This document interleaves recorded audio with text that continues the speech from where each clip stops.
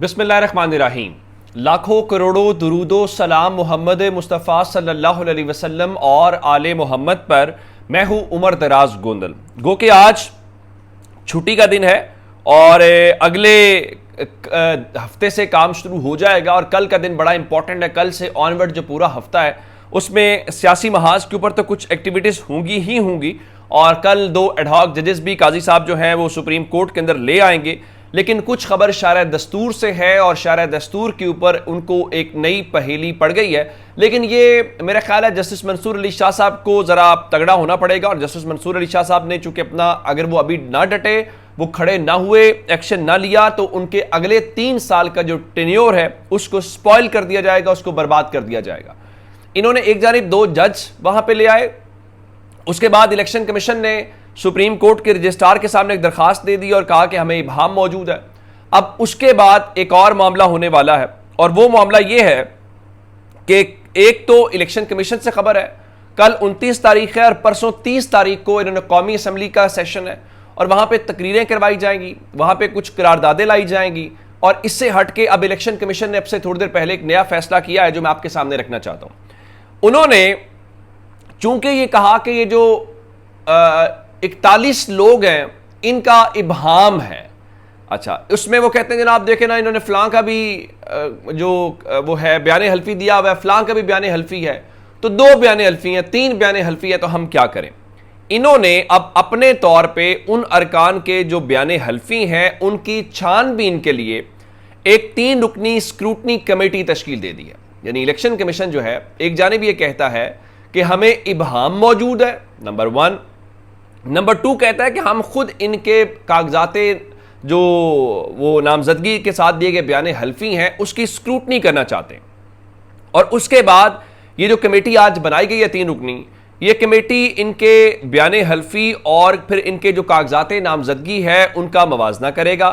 उनका मवाजना करने के बाद अपनी जो सिफारिशात है वो इलेक्शन कमीशन को देगा, जिसके बाद इनकी शमूलियत का फैसला होगा। और आपको एक बात और याद रखनी है, क्योंकि 15 दिन का टाइम था और 15 दिन के टाइम के अंदर अब अगर 12 तारीख को फैसला था तो 27 तारीख तक 15 दिन बन जाते हैं। चलें, हो सकता है उनका यह बहाना हो कि जी 15 वर्किंग डेज हैं, छुट्टियां उसमें से निकाल देते हैं, तो चलें वो भी इंतजार कर लेते। इन्होंने वो अमल दरामद नहीं किया। अब ये उसको उलझाना चाहते हैं टेक्निकलिटीज के अंदर, लेकिन ये सारी बातें इररेलेवेंट है। ये इम्तिहान है जस्टिस मंसूर अली शाह साहब का और ये इम्तिहान है उन 8 फाजिल जजेस का जिन्होंने ये फैसला दिया। क्या वो अपने फैसले के ऊपर अमल दरामद करवा सकते हैं? गुड, करवाएंगे तो अच्छी बात है, नहीं करवाएंगे तो 2 चीफ जस्टिस तो फिर बेशक ना ही बने, इस्तीफा दे और घर चले जाएं।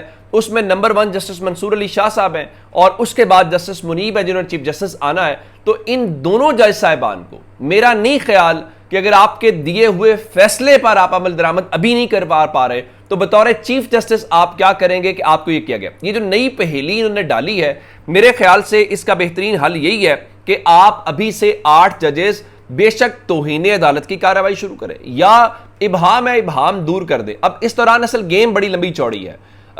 जजेस की छुट्टियां सितंबर तक है।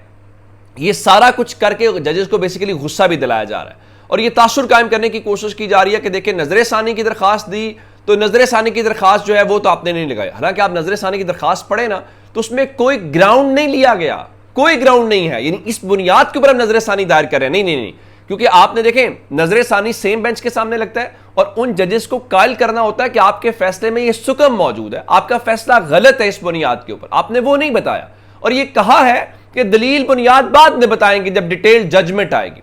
अब एक जानिब वो है तो इनका ख्याल ये है कि अगर हम इबहाम वाला मामला लेके जाएं, अगर जजेस सुनने आ गए तो हम कहेंगे देखें ना नजर सानी के ऊपर आपने नहीं सुना, इबहाम दूर करने आ गए, तो ये तहरीक इंसाफ को फैसिलिटेट करने वाली बात है। तो इसलिए सारे का सारा जो एक खेल है वो खेला जा रहा है। लेकिन मेरा नहीं ख्याल कि ये खेल चल पाएगा और जजेस को अंदाजा है अगर वो 15 सितंबर तक छुट्टियों पे हैं और सितंबर में वो आएंगे तो उसके बाद महीना काजी साहब के पास होगा और महीने में फैसला होते होते बहुत कुछ हो जाएगा। और फिर इनका जो ख्याल है कि ये कानून साजी कर लेंगे, काजी साहब की जो एक्सटेंशन है, मेरा ख्याल है जजेस अक्टूबर तक बड़े तहम्मुल से चलेंगे।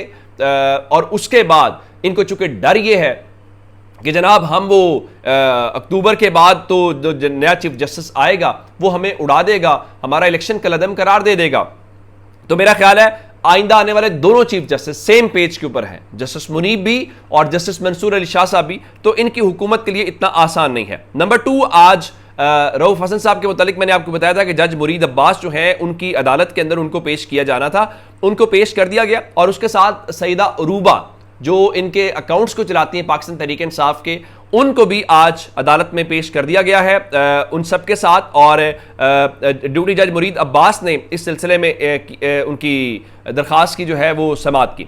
अच्छा, अब इस सिलसिले में रिकवरी के लिए अदालत से FIA ने 8 दिन का जिस्मानी रिमांड मांगा और ये कहा कि जी रिकॉर्ड में रियासत मुखालिफ वीडियोस के ट्रांसक्रिप्ट लगाए गए हैं, हमने फोरेंसिक करानी है, और पीका जो एक्ट है उसके तहत 30 दिन का रिमांड हासिल कर सकते हैं। सैयद अली बुखारी ने बताया कि इन्होंने अरूबा बच्ची है, लड़की है, उस बेचारी को भी कर लिया और इसकी उसको नोटिस देते तो इनका नई तरमीम के बाद हम गिरफ्तारी भी कर सकते हैं।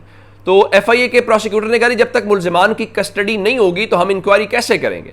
तो उसके बाद जज मुरीद अब्बास ने पूछा कि रऊफ हसन साहब का इंडिया से कोई वीज़ा या टिकट भी आया है। तो FIA के प्रोसिक्यूटर ने कहा जी रऊफ हसन का इंडिया से सफरी टिकट आया है। तो फिर जज मुरीद अब्बास साहब ने पूछा रऊफ हसन साहब आप कभी इंडिया गए हैं?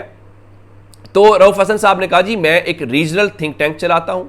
तो उसके बाद जज साहब ने कहा क्या राहुल नामी बंदे के साथ आपकी एक चैट है, गुफ्तगू है, आप उसका इकरार करते हैं? तो रऊफ हसन ने बताया जी राहुल UK में रहता है और उसने गेस्ट स्पीकर के तौर पे मुझे बहरीन में बुलाया था और मैं दिसंबर 2023 में बहरीन चला गया था और मैं चूंकि किंग्स कॉलेज लंदन का सीनियर फेलो हूं और जाहिर है वो इस सिलसिले की गुफ्तगू थी। और फिर उन्होंने एक और बात की कि अली बुखारी ने कहा रऊफ हसन को एक बार सजा मिल चुकी है हमले की सूरत में और रऊफ हसन कैंसर से लड़ चुके हैं, वो उम्र रसीदा हैं, आप इनको केस से डिस्चार्ज करें, इंसाफ होना नहीं चाहिए, इंसाफ होता हुआ नजर आना चाहिए। जिसके बाद रऊफ हसन साहब रोस्टम के ऊपर आ गया और उनका देखें जिस मुकदमे में मुझे गिरफ्तार किया गया है वो मेरा दायरा इख्तियार ही नहीं है, उनके मुताबिक मेरी जिम्मेदारी तहरीक इंसाफ को लेकर इलेक्ट्रॉनिक मीडिया को डील करने की है और जो जुल्फी बुखारी हैं वो इंटरनेशनल मीडिया को देखते हैं और इन्होंने जिस केस में मुझे इल्जामात लगाए हैं वो बेबुनियाद हैं और मेरी कोई वो बात जो है वो बनती नहीं है। अच्छा, अब रऊफ हसन साहब वाला मामला जब हो गया तो हालांकि फवाद चौधरी के इख्तलाफात हैं रऊफ हसन के साथ, उन्होंने भी कहा उनका रऊफ हसन को रिहा करें। यह क्या इल्जाम हुआ कि आप इंग्लिस्तान में एक कॉन्फ्रेंस में मदऊ किया था जिसने फोन किया वो इंडियन शहरी था, हर कानून मजाक बना दिया, मैजिस्ट्रेट डिस्चार्ज करें, ऐसे पाकिस्तानी शहरियों को बेइज्जत ना करें। रिजवान और के लोगों को पता तक नहीं है कहाँ है, पता नहीं PTI की लीडरशिप क्यों इन मामलों पर यकजहती, यानी एक कॉन्फ्रेंस हो रही है बहरीन में, उसका डील करने वाला शख्स जो है वो इंडियन है, भाई उस कंपनी का मुलाजिम होगा, यानी कॉल इंडिया से आए तो वो भी जुर्म इस मुल्क के अंदर बन गया है। वैसे इंडिया से आपको कोई मसला नहीं है लेकिन तहरीक इंसाफ से आप जोड़ना चाहते हैं। तो उसके बाद अभी अदालत ने फैसला महफूज किया, तो फैसला भी सुनाया नहीं गया था और FIA रऊफ हसन और दीगर मुल्जिमान को इस्लामाबाद के कचहरी से लेकर चली गई थी, जिसका मतलब शायद यही था कि उनको पता था कि क्या फैसला आएगा या उनको पता था कि फैसला सुनाएं या ना सुनाएं हम किसी और केस के अंदर डाल देंगे।